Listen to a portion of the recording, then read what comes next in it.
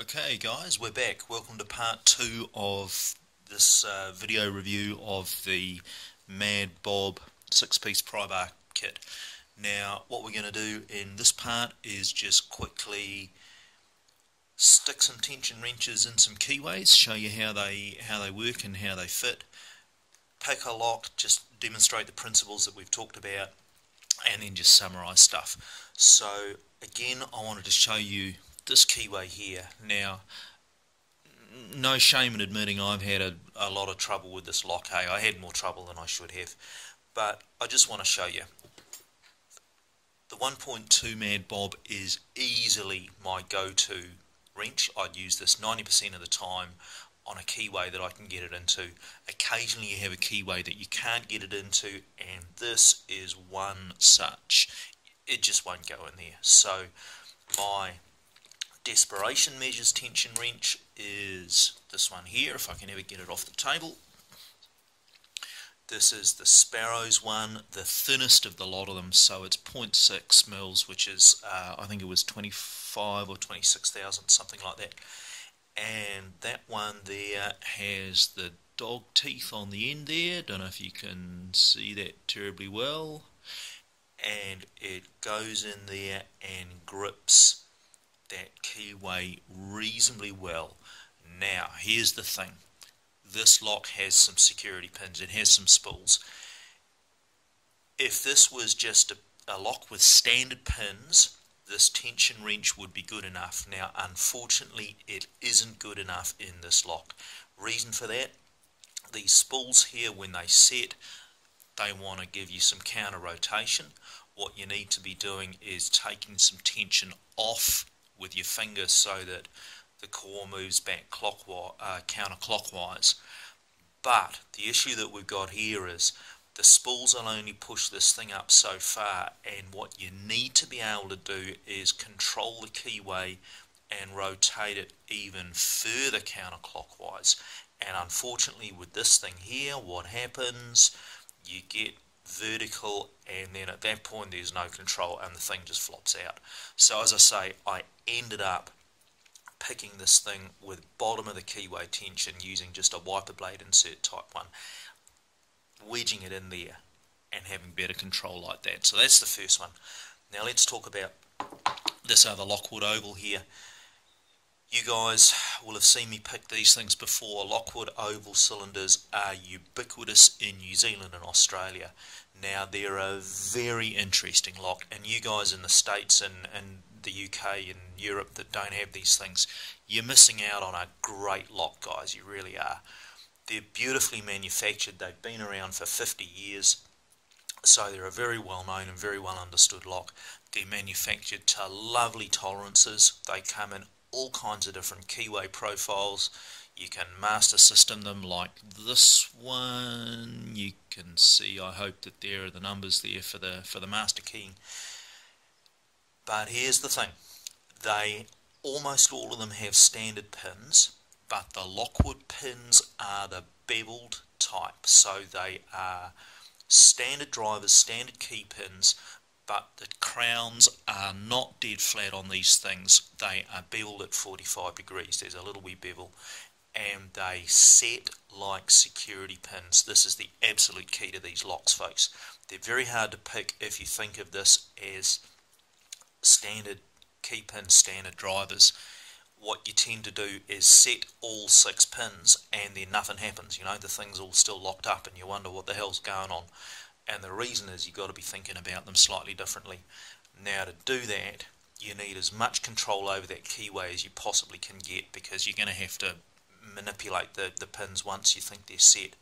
Now here again, I know I'm belabouring the point, guys, but here is our Sparrows tension wrench. I'm going to hold this thing so that the core can't move. Look at the amount that thing flops around. I'm sorry, Sparrows, but you just can't control a lock like that. It just doesn't work like that. Now the Mad Bob 1.2 on the other hand, even this is a little bit loose. So let's have that in there. We've got that much play. Now, I am all for controlling this keyway 100%. I would love to be able to wedge that thing in there and have zero slop. But hey, that is a lot better than that. So, let's clamp this thing up and pick it. Again, I love these locks, and if you Americans and Europeans see these for sale on eBay or whatever, buy them, because they are absolutely brilliant for practice locks. They really are good. Again, we've got 6 standard pins in here, and I know because I've disassembled this lock previously, there's no security pins in here at all, but they need some subtleties, and you need to get some feedback, which you're just going to get with this and not with the skinny one. So let's put a little bit of tension on there. You need a reasonable amount of tension for these locks. Light tension does not work. Now, I hope you guys can see that. I tension my locks a little bit differently from most folks. If you read the textbook says to have your finger right at the end there and have your finger quite flat on the thing. I find that doesn't work for me. I tend to over tension it like that. I'm putting too much torque on.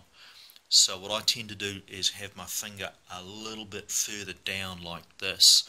I find that I can feel what's going on from the lock better, and I can control the amount of force I put on there better as well. So let's see what we can do. One is binding. The angles are quite hard for me to work on here. There we go. Okay, one set, you heard that, and hopefully you saw a little turn on that core as well. 2's binding. 2 set, and again you heard and saw that happen. 3 springy. 4 is binding. Wow, 4 set's really high. 4 is finally set. That thing's set pretty much right up in the Bible. 5 springy. 6 is now set as well, I think. So what have we got? We got 1, 2, 4 and 6. We should have 3 and 5 left to go here. Let's see what we got. 1 feels set, 2 feels set, 3 I think is now set as well. 4, 5. There we go, we're open. Now, it was kind of hard to see in that, alright, but those pins did not set like normal pins. I didn't go through that and get a normal kind of click out of every single one of them.